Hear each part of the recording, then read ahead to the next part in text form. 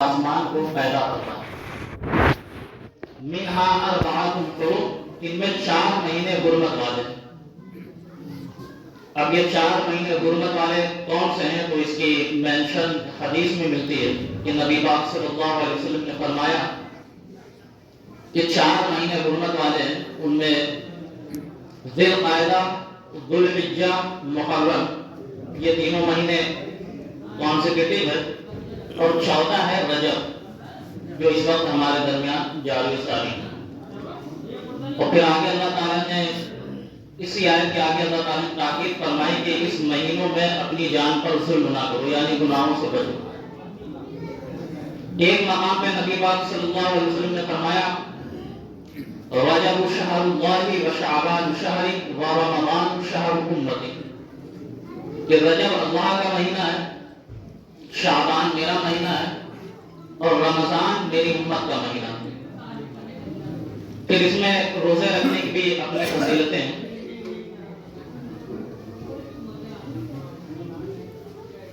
تو کوشش کریں کہ ہم اس کی حرمت کی پامالی سے بچیں، اور اولیاء اکرام اور بزرگان دین کی جو ولادت پاک عرس پاک اس مہینے ہیں اس میں ہم نظر و نیاز کریں۔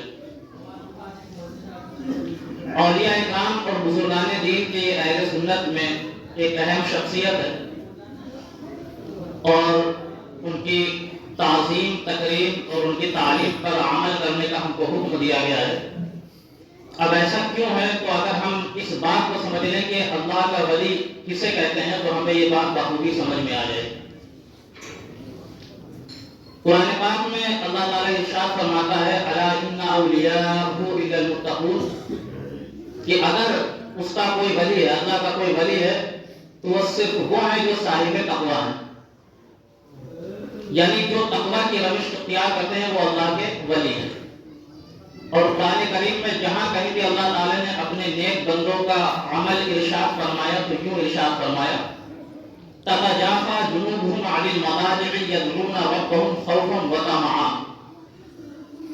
کہ وہ بندے جن کی کروٹ ان کے بستروں سے الگ ہوتی ہے اور رات کو اپنے رب کو پکارتے ہیں خوف اور اس کی امید کی رحمت۔ اور ایک مقام پہ اللہ تعالیٰ نے ارشاد فرمایا والذین یبیتون لربہم سجدا وقیاما، کہ وہ لوگ جو اپنے رب کے لیے راتوں کو گزارتے ہیں سجدوں کی حالت میں اور قیام کی حالت میں۔ تو یاد رکھیے اولیاء اکرام کی جو کرامات ہوتی ہے یہ اولیاء اکرام کی کوالٹیز ہوتی ہے جو اللہ تعالیٰ ان کو تقویٰ اختیار کرنے پر عطا فرماتا ہے نعمت کے طور پر، لیکن یہ کرائیٹیریا نہیں ہوتا۔ ولی ہونے کا کرائیٹیریا یہ ہے کہ اس کے اندر تقویٰ ہونا چاہیے۔ میں یہ بات اس لیے بتا رہا ہوں کہ آج کل بعض لوگ اگر کسی کی بزرگی ثابت کرنا چاہتے ہیں تو لوگوں کے سامنے ان کی الٹی سیدھی کرامات کو بیان کرتے ہیں اور لوگوں کو ان سے متاثر کروانے کی کوشش کرتے ہیں، اور اس طرح لوگوں کا ایمان کا بیڑا غرق کرتے ہیں، جبکہ اس کے پاس بتانے کے لیے یہ نہیں ہوتا۔ کیونکہ آج کل ہر مرید کی یہ دقت ہے کہ وہ اپنے پیر کو ولی ثابت کرنے کی کوشش کرتا ہے، اس کے پاس اپنے پیر کے لیے بتانے کے لیے یہ نہیں ہوتا کہ ہمارے پیر کتنے نفلی روزے رکھتے ہیں، اتنا راتوں کا قیام کرتے ہیں، اتنے متقی ہیں، ان کی الٹی سیدھی کرامات کو بیان کر کے ان کی بزرگی ثابت کرنے کی کوشش کی جاتی ہے۔ لیکن اللہ تعالیٰ ارشاد فرماتا ہے کہ اللہ کا ولی وہ ہے جو صاحب تقویٰ ہے۔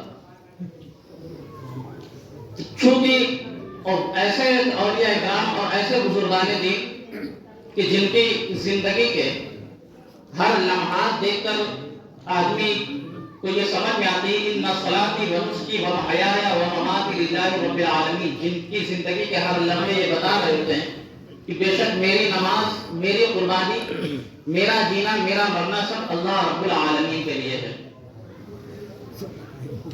تو اسی لیے چونکہ وہ اللہ کے برگزیدہ بندے ہوتے ہیں اور اللہ تعالیٰ ان کے بارے میں ارشاد فرماتا ہے کہ جب میرا بندہ میرا ولی بن جاتا ہے تو میں اس کے ہاتھ بن جاتا ہوں جس سے وہ پکڑتا ہے، میں اس کی زبان بن جاتا ہوں جس سے وہ بولتا ہے، میں اس کے قدم بن جاتا ہوں جس سے وہ چلتا ہے، یعنی کہ اللہ تعالیٰ کی قدرت شامل حال ہو جاتی ہے۔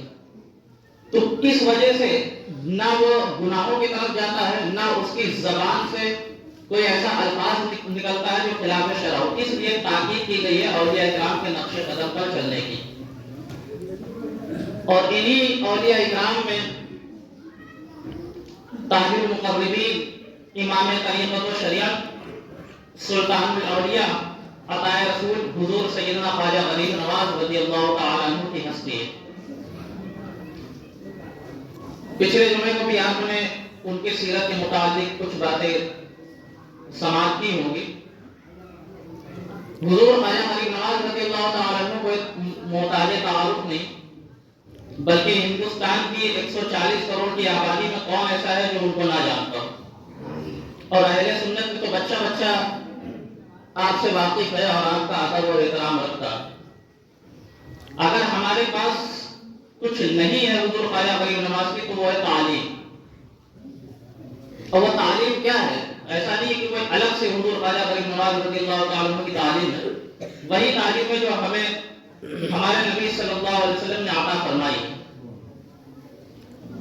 کہ ہم اللہ کی بندگی کریں، محبت رسول صلی اللہ علیہ وسلم پر محبت رسول صلی اللہ علیہ وسلم کو تمام کی محبت پر ترجیح دیں، نمازوں کی پابندی کریں، حقوق العباد کا لحاظ رکھیں، ہم پر جو دوسرے کا حقوق ہے اس کو صحیح ادا کریں۔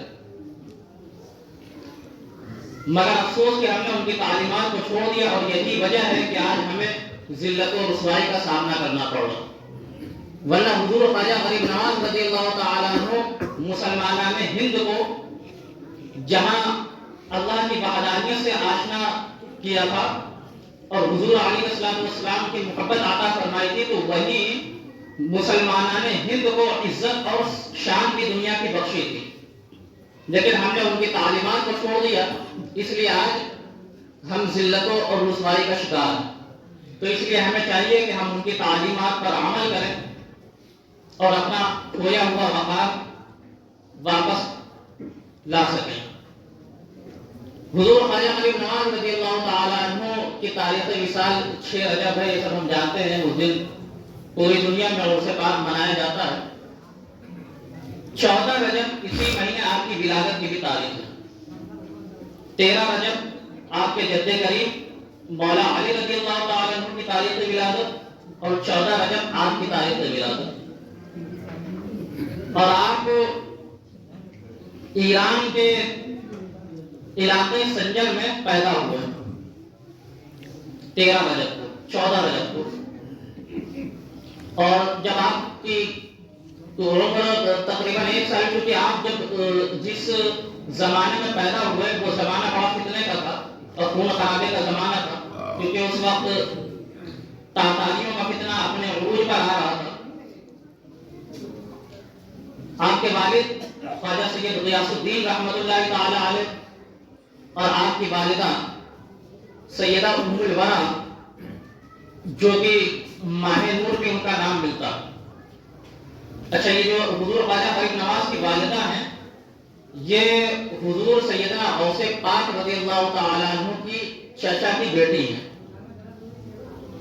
حضور خواجہ غریب نواز کی والدہ کے والد اور حضور سیدنا غوث پاک رضی اللہ تعالیٰ عنہ کے والد، یہ دونوں بھائی ہیں۔ تو اس رشتے سے حضور سیدنا غوث پاک رضی اللہ تعالیٰ عنہ کے بھانجے ہوتے ہیں حضور خواجہ غریب نواز رضی اللہ تعالیٰ عنہ۔ تو جس وقت حضور سیدنا خواجہ غریب نواز رضی اللہ تعالیٰ عنہ کی ولادت ہوئی، اس وقت تاتاریوں کا حملہ ہوا، اور اس حملے میں جو سلجوقی امپائر اس وقت قائم تھی مسلمانوں کی، تو اس کے سلطان کو شکست ہوئی اور سنجر کے حالات خراب ہوئے۔ تو حضور خواجہ غریب نواز رضی اللہ تعالیٰ عنہ کے والد اپنے بیوی بچوں کے ساتھ خراسان تشریف لے آئے۔ خراسان میں آپ کی پرورش ہوئی، اور پھر تقریباً 15 سال کی عمر میں حضور سید خواجہ غیاث الدین رحمۃ اللہ علیہ کا وصال ہوا، اور آپ نے اپنی وراثت میں ایک باغ چھوڑا تھا اور ایک پنچکی چھوڑا تھا۔ تو حضور خواجہ غریب نواز رضی اللہ تعالیٰ عنہ اسی باغ کی روزانہ باغبانی کرتے، اور روزانہ جب بھی باغ میں تشریف لے جاتے تو قرآن پاک کی تلاوت کرتے. آپ کے والد نے آپ کو حفظ قرآن عطا کر دیا. تو روزانہ جب وہ اپنے باغ میں جاتے ہیں، یہ حضور خواجہ فرید نواز رضی اللہ تعالیٰ عنہ کے بچپن کی شان بیان کر رہا ہوں. جب آپ باغ میں تشریف لے جاتے ہیں اور یہ چاہتے ہیں کہ باغ کی صاف صفائی کریں تو دیکھتے کہ باغ پہلے سے ہی صاف ستھرا ہوتا. کئی دن یہ سلسلہ چلتا رہا تو انہوں نے اپنی والدہ سے یہ بتایا کہ میں باغ میں جاتا ہوں باغبانی کے لیے اور سوچتا ہوں کہ صاف صفائی ہو، لیکن وہ صاف صفائی پہلے سے ہی ہوتے ہیں. کسی پھل کو توڑنے کا ارادہ کرتے ہیں تو وہ پھل ٹوٹ کے خود ٹوکری میں آ جاتے ہیں. تو ان کی والدہ نے فرمایا کہ کل جب باغ میں جانا اور جب یہی معمول دیکھنا تو پکارنا کہ کون ہو، اپنے آپ کو ظاہر کیوں نہیں کرتے؟ کون ہے جو باغ کی صاف صفائی کرنے والا ہے وہ اپنے آپ کو ظاہر کرے. تو حضور خواجہ فرید نواز رضی اللہ تعالیٰ عنہ باغ میں تشریف لاتے ہیں دوسرے دن اور پھر دیکھتے ہیں معمول کے مطابق کہ باغ بالکل صاف ستھرا ہے. سوچا کہ کوئی پتے ہوتے جو گر جاتے ہیں ان کو صاف کرو، لیکن وہ سب صفائی پہلے سے ہی ہے. تو حضور خواجہ فرید نواز رضی اللہ تعالیٰ عنہ نے اپنی والدہ کی نصیحت پر عمل کرتے ہوئے پکارا کہ کون ہو، ظاہر کیوں نہیں ہوتے؟ کون ہے جو ہماری باغ کی صفائی کر رہا؟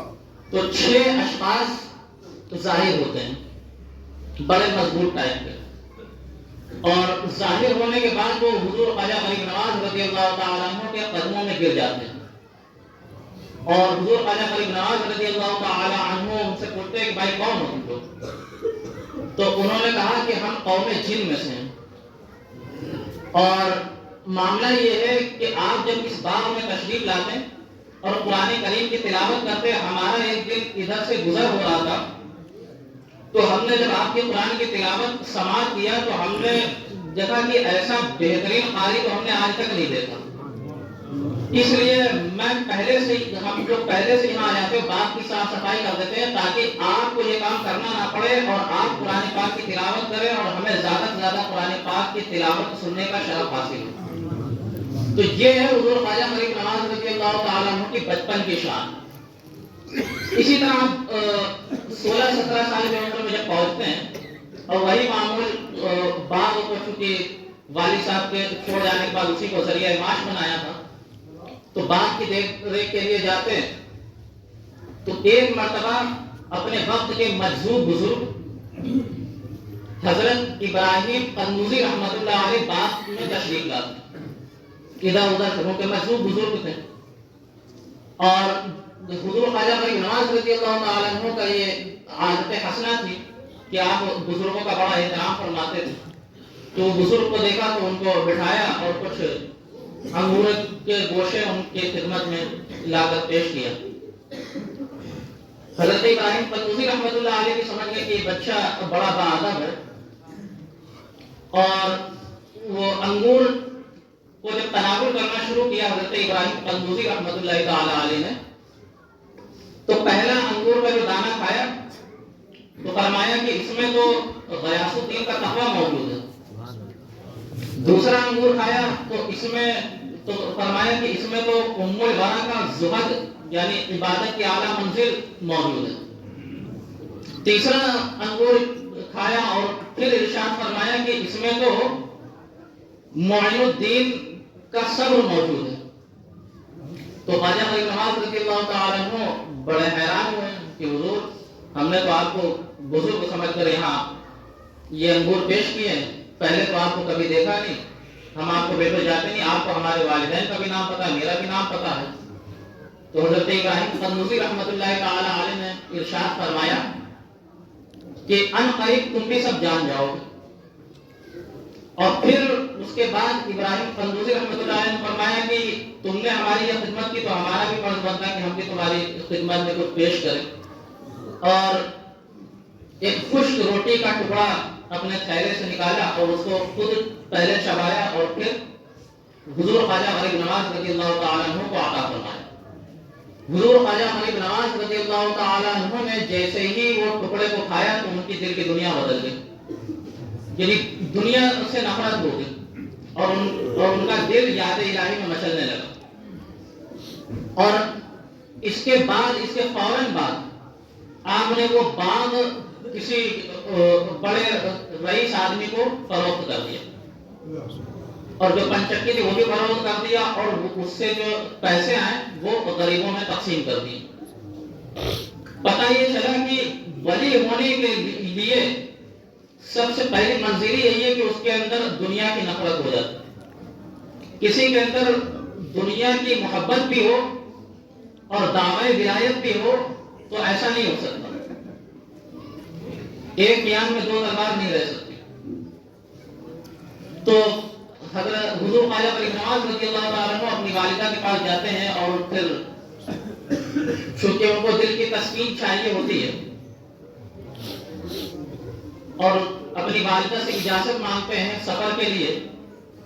تو آپ کی والدہ اجازت دیتی ہیں اور آپ پھر سفر کرتے ہیں سمرقند اور بخارا کی طرف ظاہری علوم حاصل کرنے کے لیے. اور راستے میں دو چار لوگ آپ کو ملتے ہیں اور دیکھ کر معلوم ہوتا ہے کہ یہ بھی حضور خواجہ فرید نواز رضی اللہ تعالیٰ عنہ کی طرح سفر کر رہے ہیں. تو انہوں نے حضور خواجہ فرید نواز رضی اللہ تعالیٰ عنہ سے کہا کہ میرے پاس کھانا ختم ہو گیا، اگر آپ کے پاس کچھ کھانا ہو تو وہ عطا کریں. تو حضور خواجہ فرید نواز رضی اللہ تعالیٰ عنہ کے پاس جتنا کھانا تھا ان کو دے دیا. پھر انہوں نے کہا کہ ابھی اور لمبا سفر کرنا ہے، ہمارے پاس پیسے بھی نہیں ہیں، تو اگر آپ کے پاس کچھ پیسے ہو تو وہ بھی کچھ عطا کریں. تو حضور خواجہ فرید نواز رضی اللہ تعالیٰ عنہ کے پاس جتنا پیسہ تھا وہ سب ان کو دے دیا. اور جب دے دیا تو وہ جو لوگ تھے وہ ہنسنے لگے اور کہنے لگے کہ تم نے کھانا بھی پورا دے دیا، ہم کو پیسے بھی دے دیے، آگے کا سفر کیسے طے کرو گے؟ تم تو بڑے ناسمجھ معلوم ہوتے ہو، اور تم کو پتا ہے ہم کون ہیں، ہم ڈاکو ہیں اس علاقے. تو حضور خواجہ فرید نواز رضی اللہ تعالیٰ عنہ نے جب یہ سنا تو آپ نے فرمایا کہ جو رب میرے ذریعے تم کو رزق دے سکتا ہے تو وہ رب میرے لیے رزق کا ذریعہ بھی بنا سکتا ہے. یہ جملے سنے ان لوگوں نے، تو ان لوگوں نے کہا کہ ہم نے تو اللہ کی رحمت کو، جب یہ مطلب 15 16 17 سال کے بچے سے یہ جملے کوئی سنے تو ظاہر سی بات ہے کہ اس کو حیرت انگیز ہو. تو انہوں نے کہا کہ ہم نے تو کبھی اللہ کی رحمت کو پہچانا ہی نہیں تھا. اے بچے اپنا ہاتھ پڑا اور ہم کو اسلام میں داخل کر لے تو ہم ہماری توبہ قبول کرنے کا ذریعہ بنے. تو یہ حضور خواجہ فرید نواز رضی اللہ تعالیٰ عنہ کا یہاں پہ سلسلہ شروع ہوتا ہے کلمہ پڑھوانے کا اور توبہ کروانے کا. باقی تو پھر یہ بھی صرف ابھی علوم ظاہری حاصل کرنے کے لیے جا رہے ہیں تو یہ عادت ہے. پھر آپ سمرقند بخارا کی طرف پہنچتے ہیں، وہاں آپ تقریباً 5 سال ظاہری علوم حاصل کرتے ہیں اور پھر آپ کا دل باطنی علوم کی طرف جستجو آپ نے کی، اور اس کے بعد عراق اور حجاز جیسے زمین کا سفر کیا. اور جب قصبہ ہارون پہنچے تو وہاں آپ کے مرشد برحق حضرت خواجہ عثمان ہارونی رحمۃ اللہ تعالی علیہ سے آپ کی ملاقات ہوئی. حضرت خواجہ عثمان ہارونی رحمۃ اللہ تعالی علیہ نے آپ کو اپنا مرید بنایا اور کئی سال آپ کی خدمت میں رہے، تقریباً 20 سال. اس کے بعد حضور خواجہ فرید نواز رضی اللہ تعالیٰ عنہ نے مدینہ طیبہ کا سفر کیا اور وہاں آپ کو، یہ میں بہت مختصر بھی وقت کم ہے مختصر میں بتا رہا ہوں، حضور خواجہ فرید نواز رضی اللہ تعالیٰ عنہ نے مدینہ پاک کی زیارت کی اور روضہ اقدس صلی اللہ علیہ وسلم پر حاضر ہوئے، اور وہاں آپ کو حضور علیہ الصلوۃ والسلام نے ہندوستان میں دین کی تبلیغ، دین کے خدمات کا حکم دیا. اور حضور خواجہ فرید نواز رضی اللہ تعالی عنہ اس بشارت سے بہت خوش ہوئے. اور پھر اس کے بعد آپ نے ملک شام اور بغداد کا سفر کیا، جہاں آپ کے مرید قطب الدین بختیار کاکی رحمۃ اللہ علیہ آپ کے مرید بنے.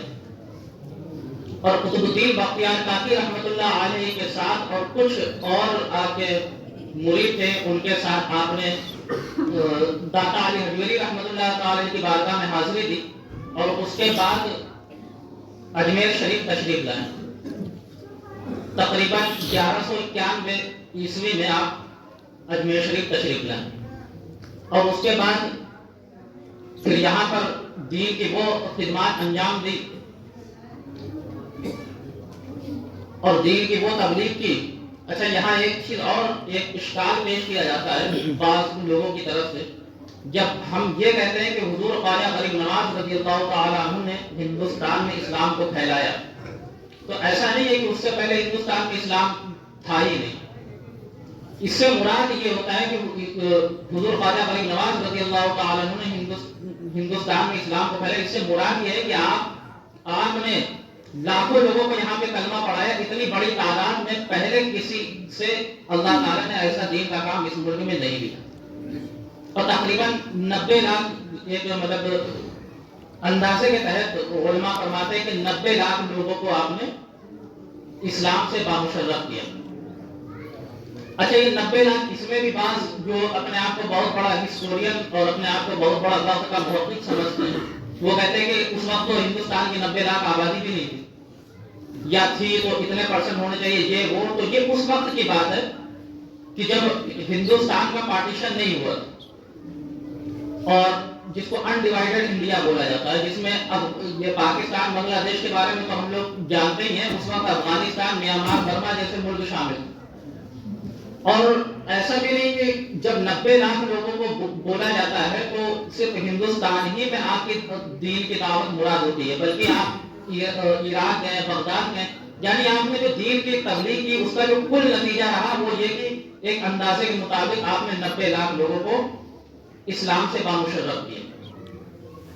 تو یہ تھوڑی سی گفتگو حضور خواجہ غریب نواز رضی اللہ تعالیٰ عنہ کے متعلق بطور خراج عقیدت میں نے آپ کے سامنے پیش کی۔ ابھی